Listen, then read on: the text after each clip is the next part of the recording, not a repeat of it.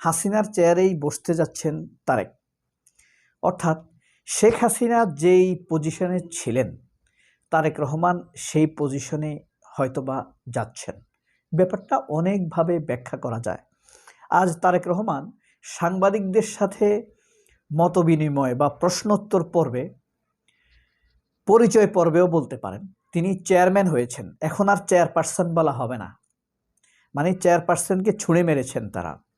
এখন তিনি ভারপ্রাপ্ত চেয়ারম্যান না চেয়ারম্যান। আমরা ভেবেছিলাম তিনি বিএনপির পূর্ণ দায়িত্ব পেলে চেয়ারপারসন হবেন, কিন্তু তিনি চেয়ারপারসন হচ্ছেন না, চেয়ারম্যান হচ্ছেন, জাতীয় পার্টির মতো।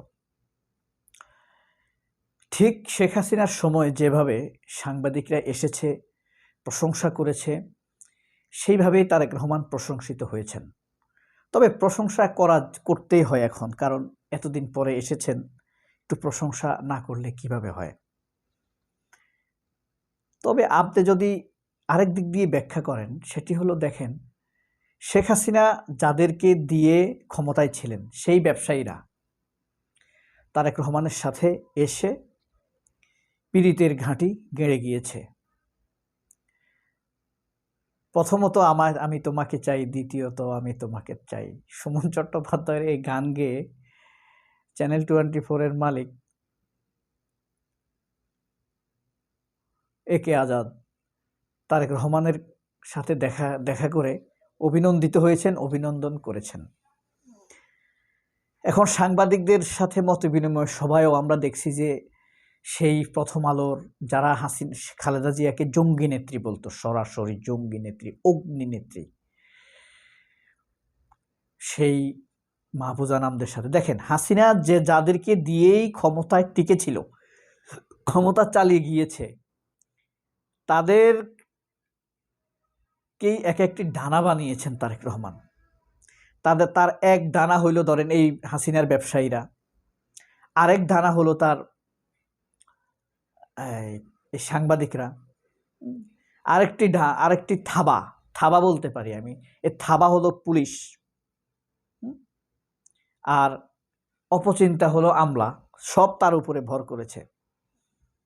এরপরে স্নাইপার, হাসিনা যে স্নাইপার ব্যবহার করেছেন, তারেক রহমানের স্নাইপারটা কি? ওয়াকার। দেখেন, সবগুলো শক্তি তারেক রহমানের পেটের নিচে এসে আশ্রয় নিয়েছে। অর্থাৎ হাসিনা যে চেয়ারে বসেছেন, তারেক রহমান সেই চেয়ারেই আছেন। এখন এই যে ধরেন, তাইলে হাসিনা যে কাজগুলো করেছেন, তারেক রহমান কি সেই কাজগুলো করতে বাধ্য হবেন? এই প্রশ্ন আপনাদের কাছে। সব ভিডিওতে কিন্তু এক একটি প্রশ্ন করি।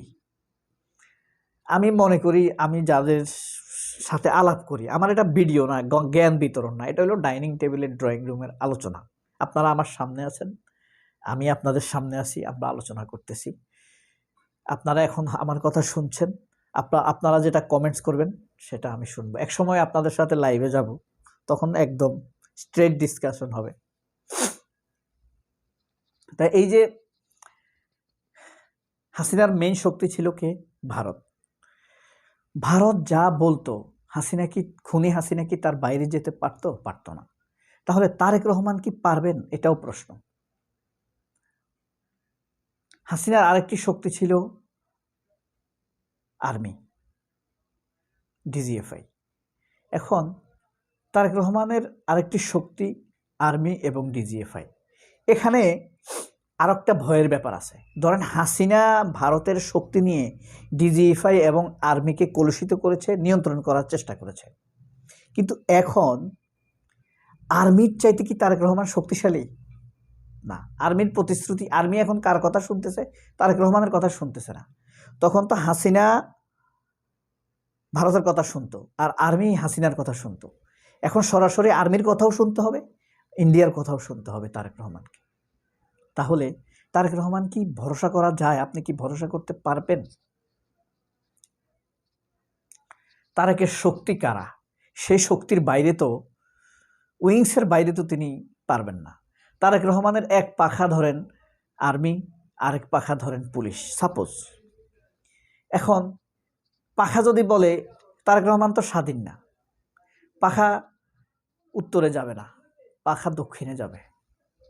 ধরেন তারেক রহমানের থাবা স্নাইপার, তারেক রহমান ধরতে চাইবে সন্ত্রাসীদের, কিন্তু স্নাইপার যাবে জামায়াতের দিকে। আমি ভাবছি ইফ বিএনপি গট পাওয়ার, যদি বিএনপি ক্ষমতা পায়, আপনি এটা লিখে ক্যালেন্ডারে লিখে রাখেন, বিএনপি ক্ষমতা পাবে না, লেখেন। কিন্তু আমি ওটাকে ধরে বলছি। এখন দেখেন,